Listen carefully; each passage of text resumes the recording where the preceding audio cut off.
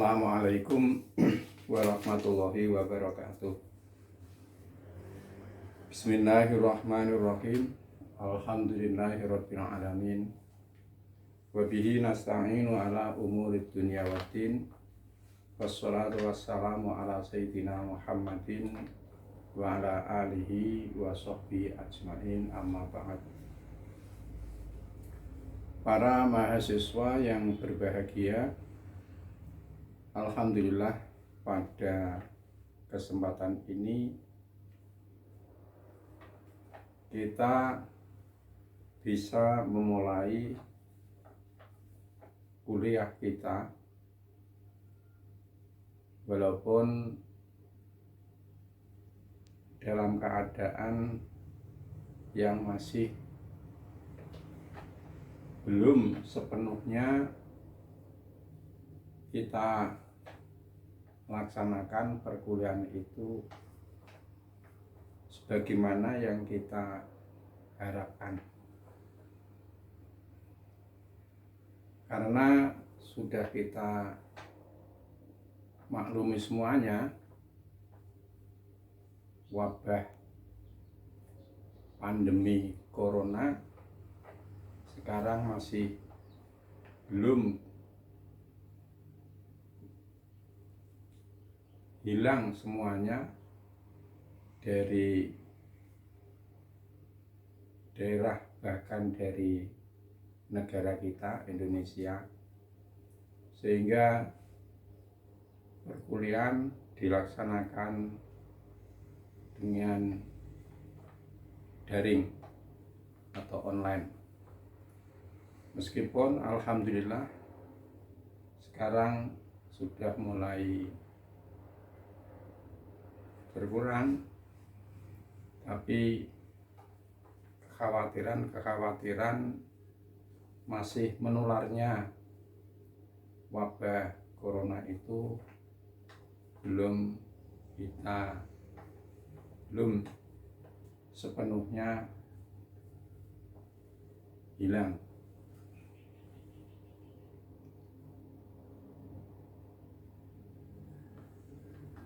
Pada kesempatan ini saya diberi tugas dari Fakultas Ekonomi dan Bisnis Islam IAIN Kudus untuk mengampu mata kuliah praktik ibadah dan hifdzul Quran.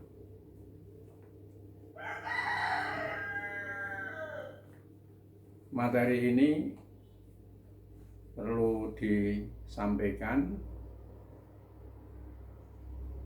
karena saudara-saudara semuanya adalah mahasiswa di perguruan tinggi Islam, sehingga masalah praktik ibadah dan hifdzul Quran adalah masalah yang perlu, atau materi, bukan masalah, materi yang perlu disampaikan kepada mahasiswa.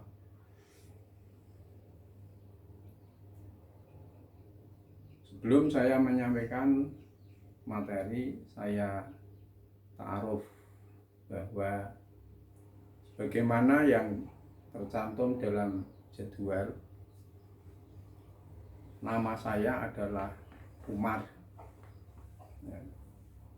Saya di IAIN Kudus ini sudah lama, sejak masih Fakultas Usuluddin IAIN Walisongo Semarang.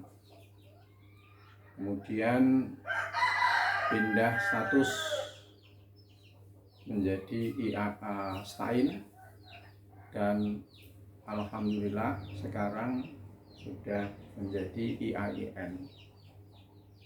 Saudara semuanya sekarang sudah menjadi mahasiswa IAIN Kudus. Saya ucapkan selamat, saudara semuanya bisa studi di IAIN Kudus. Pengalaman studi saya seperti saudara semuanya pernah kuliah di Fakultas Syariah IAIN Semarang, kemudian pernah belajar di Madinah, Arab Saudi,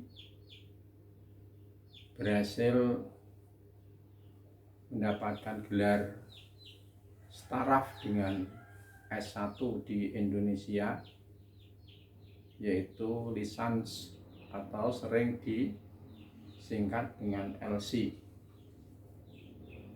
Jadi kalau saudara-saudara semuanya membaca jadwal dan lain-lainnya, kemudian di belakang nama-nama bapak dosen itu ada tambahan LC, berarti beliau-beliau itu pernah belajar di perguruan tinggi Arab sana, entah Arab Saudi, entah Arab Mesir, Sudan, Irak, Lebanon, Yaman, dan sebagainya. Untuk gelar setingkat S1 itu menggunakan gelar lisan atau LC. Kemudian S2 saya peroleh dari IAIN Wali Songo Semarang pula, karena berbagai pertimbangan ya, sehingga saya peroleh dari IAIN Wali Songo Semarang.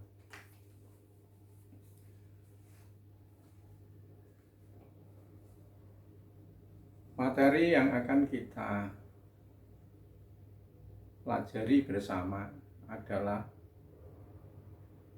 praktik ibadah dan hifdzul Quran. Jadi yang namanya praktik itu adalah ya semestinya mempraktikkan teori yang sudah ada atau sudah menjadi dasar pengetahuan kita.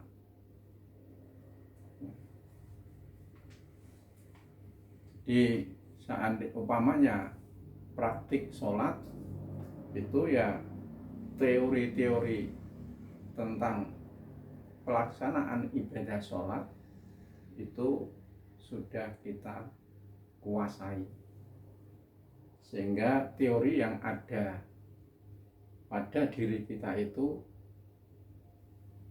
kita praktikkan, kita aplikasikan dalam amalan nyata ya. Gerakannya, bacaannya, dan sebagainya dalam sebuah amalan sholat. Kemudian ada ya, materi-materi yang lain, tapi mungkin ya untuk kesempatan ini kita batasi dalam masalah-masalah yang berhubungan dengan sholat dulu ya, sebab kita akan juga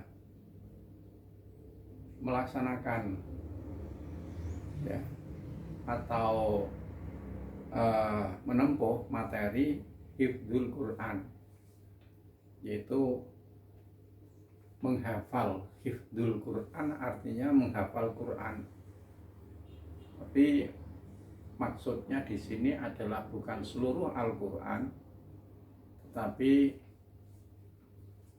surat-surat yang biasa dibacakan atau dibaca ya ketika kita melaksanakan sholat. Jadi alangkah tidak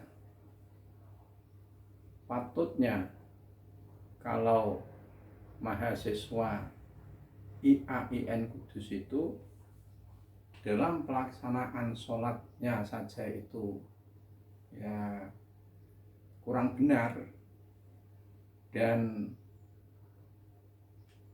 membaca surat-surat yang dibaca dalam sholat itu juga kurang benar, ya mungkin saudara di masyarakat nanti harapan masyarakat saudara dijadikan sebagai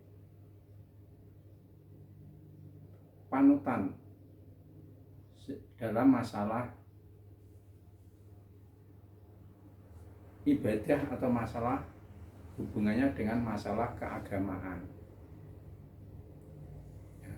Mereka tidak pandang apakah dari tarbiyah atau dari ekonomi, tapi saudara adalah dari IAIN, perguruan tinggi agama Islam, sehingga masalah-masalah yang ada hubungannya dengan yang dibutuhkan oleh masyarakat, saudara siap untuk melayani apa yang dibutuhkan oleh masyarakat, hubungannya dengan masalah ibadah dan membaca atau menghafal bagian-bagian daripada surah dari Al-Quran. Sekarang kita mulai ibadah. Kita sebagai manusia, ciptaan Allah, Allah menciptakan manusia dan juga jin. Itu tugas utamanya adalah beribadah kepada Allah. Jadi di dalam Al-Quran yang sudah sering kita baca, Allah berfirman, "Wa ma khalaqtul jinna wal insa illa liya'budun."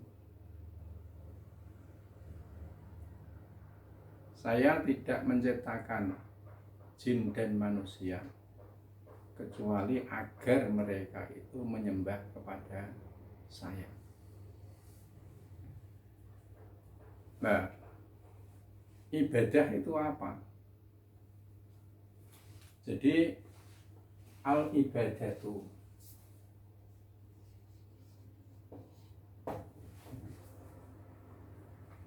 secara bahasa itu adalah kamalul khudu wa tadallul.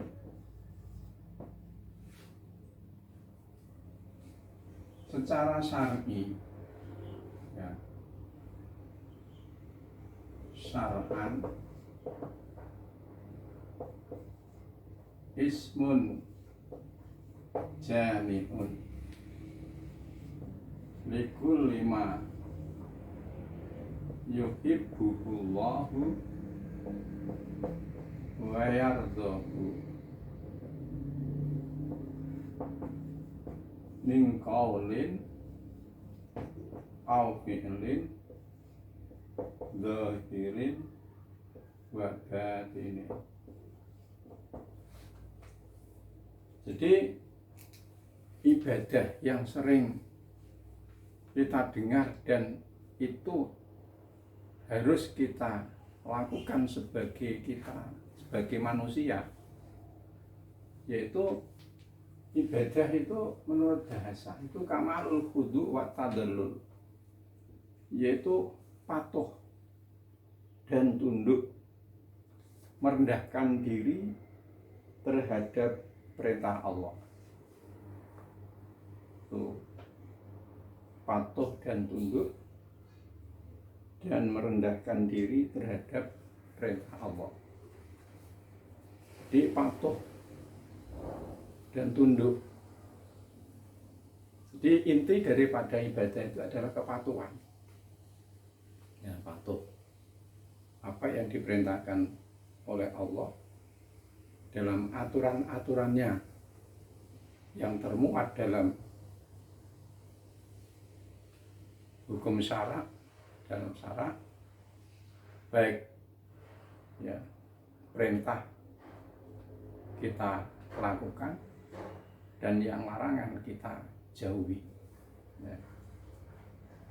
Secara tunduk dan tunduk kita laksanakan ya. Kemudian menurut syar'i ada sebuah istilah, ada definisi nggak istilah. Ibadah ismun jami'un likulli ma yuhibbuhullahu wa yardah min qaulin aw fi'lin dhahirin wa batinin. Ibadah adalah merupakan sebuah nama atau ungkapan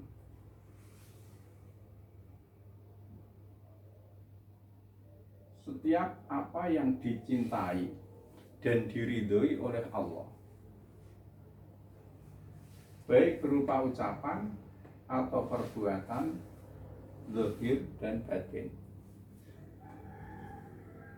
Jadi kalau kita melihat dari definisi ini, maka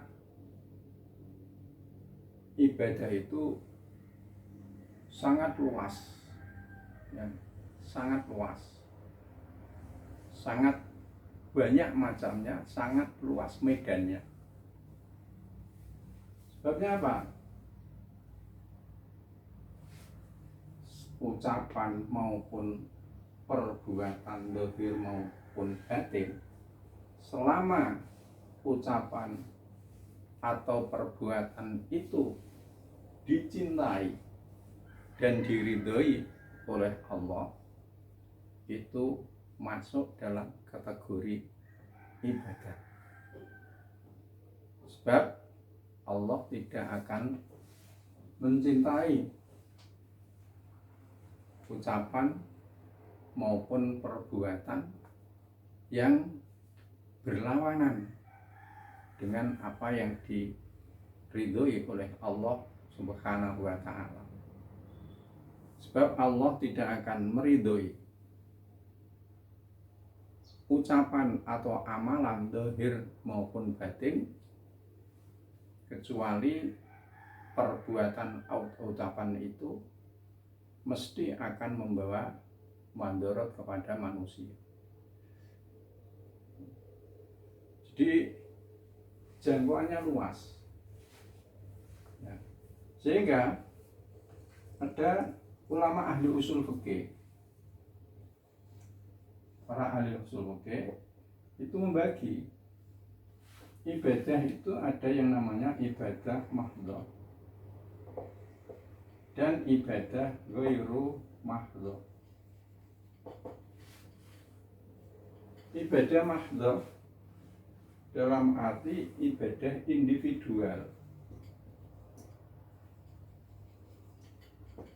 atau ritual.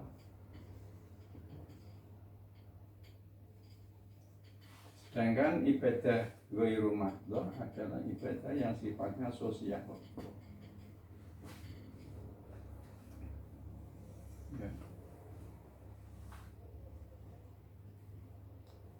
Jadi ibadah mahdhah, ibadah yang sifatnya individual, hubungannya antara manusia dengan khalik, antara makhluk dengan khalik, manusia dengan Allah. Seperti sholat, puasa, ya, haji. Nah, itu termasuk ibadah mahdhah. Walaupun di situ itu mesti, walaupun ibadah mahdhah ada nilai-nilai ya, nilai-nilai apa itu namanya, atau pesan-pesan yang bersifat sosial ya, seperti zakat. Nah, itu di samping sebuah ibadah, tapi di dalamnya ada nilai-nilai sosialnya. Kemudian ibadah mahdhum ghairu mahdhah yang sering juga disebut dengan istilah muamalah. Nah, disebut istilah muamalah atau ibadah sosial. Itu ibadah sama-sama itu adalah isinya mungkin ucapan, mungkin perbuatan, ya zahir, tapi di situ merupakan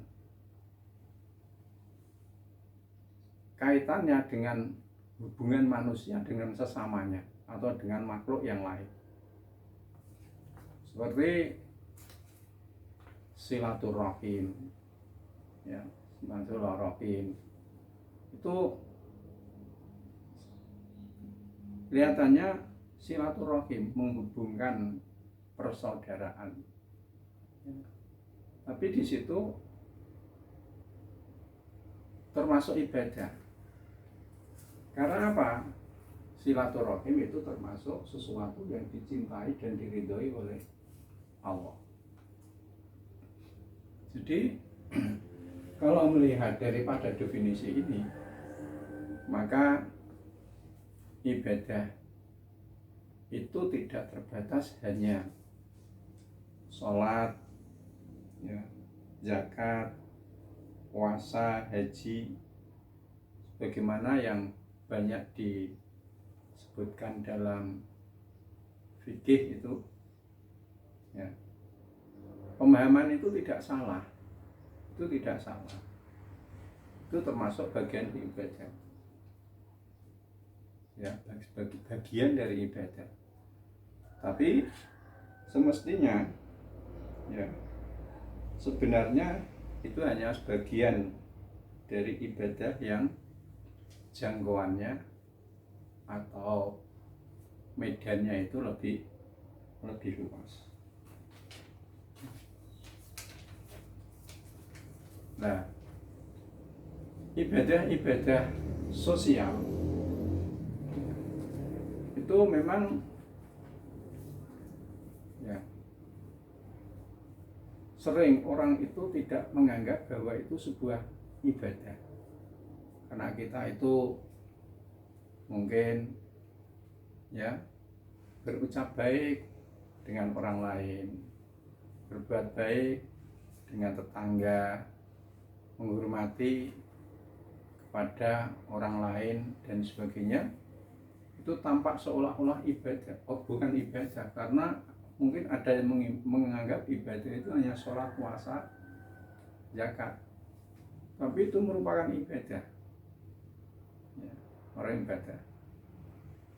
Nah, yang kita lakukan semuanya, apakah ibadah itu mahdhah atau ibadah ghairu mahdhah, itu adalah keikhlasan kita dalam melaksanakan perbuatan itu semata-mata melaksanakan perintah Allah, mencari ridho dari Allah Subhanahu wa Ta'ala.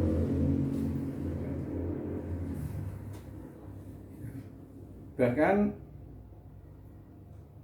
kadang-kadang, ya, ibadah sosial, ya, itu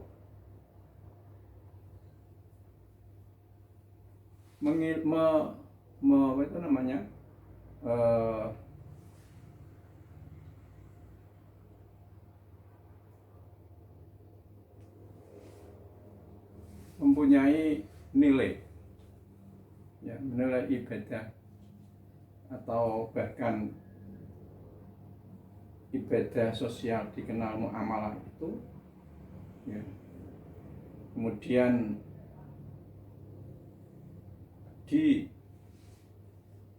bersamaan dengan waktunya dengan urusan ibadah sosial yang penting, ya, itu ibadah individual boleh dipendekkan atau ditangguhkan walaupun tidak ditinggalkan.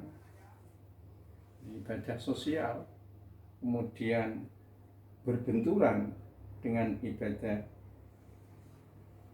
ya, ritual, ya. Ini ibadah sosial didahulukan tapi tidak ditinggalkan. Seperti Rasulullah itu pernah ingin memanjangkan sholatnya, tapi ketika Rasulullah mendengar tangisan seorang bayi, maka Rasulullah tidak jadi memanjangkan sholatnya, tapi sholatnya itu dipersingkat. Karena apa? Khawatir ya ibunya itu kena fitnah, ya fitnah dari atau kecemasan dengan tangisan anaknya atau bayinya itu. Jadi tidak jadi dipanjangkan, tapi bukan ditinggalkan.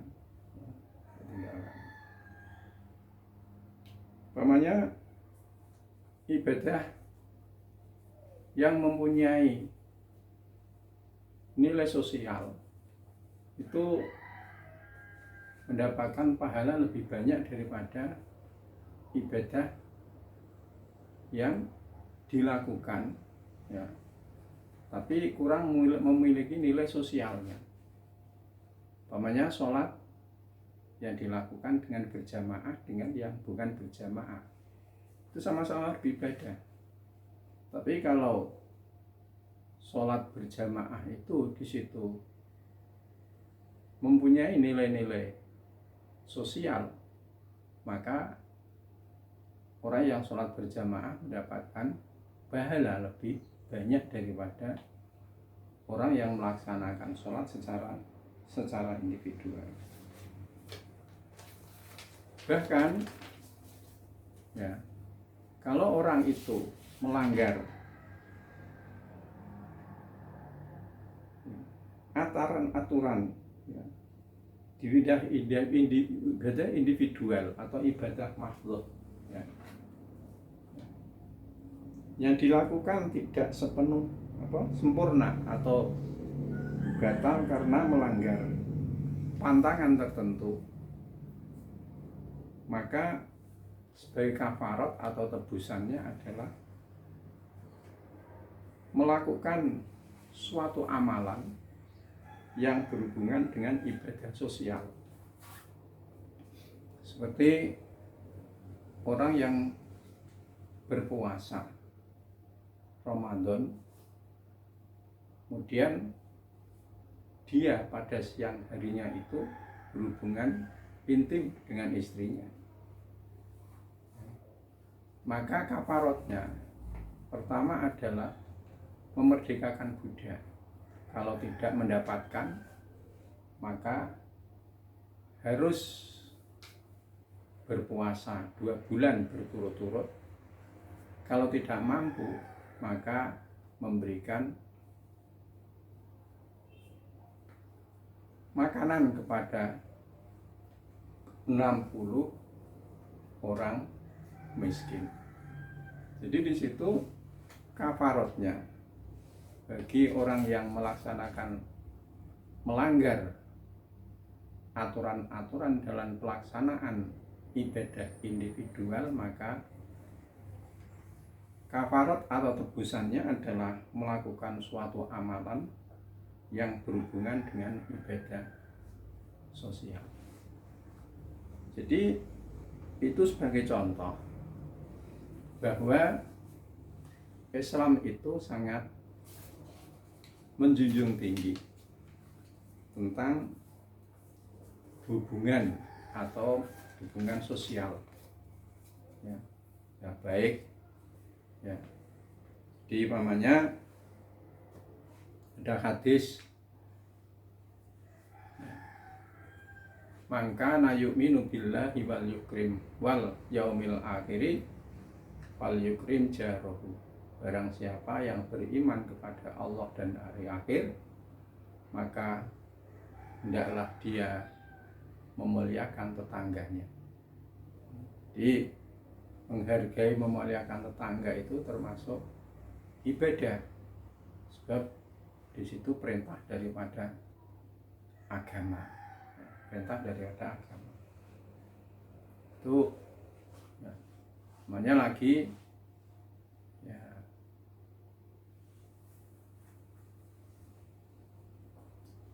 tidak sempurna iman seseorang sehingga dia itu memuliakan, ya, laisa minna, maaf saya salah, laisa minna malam yukir kabirona walam yarham sohirona, ya. Tidak termasuk umat saya, tidak laisa minna umat saya, yang orang yang tidak menghormati orang yang lebih besar, orang lebih tua, dan tidak belas kasihan kepada yang lebih muda atau lebih kecil. Nah, di situ ada hubungan sosial antara orang di mana terhadap yang lebih besar, lebih tua, bagaimana hubungannya orang itu terhadap yang lebih kecil. Nah, di dalam, ya, pertemuan ini, ya, masih banyak ibadah-ibadah yang mempunyai nilai sosial.